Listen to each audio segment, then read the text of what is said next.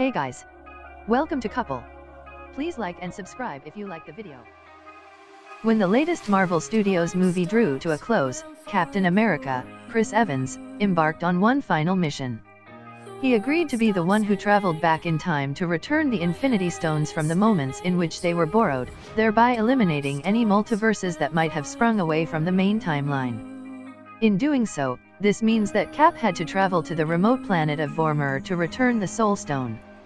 And that should mean that Steve Rogers would encounter, for the first time in decades, the arch-nemesis who helped bury him in the ice way back in 1945, Red Skull.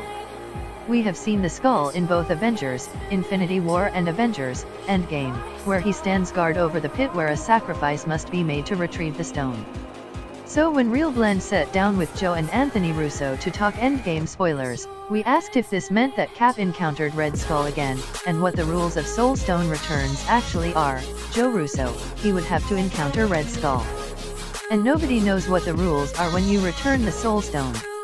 Anthony Russo: nobody knows. But knowing Red Skull, he probably has a no money back policy. Captain America's final trip through time is the biggest gap in storytelling that Avengers Endgame doesn't bother to address. Hulk sends Cap back in time using the technology that Tony Stark, Robert Downey Jr., perfected.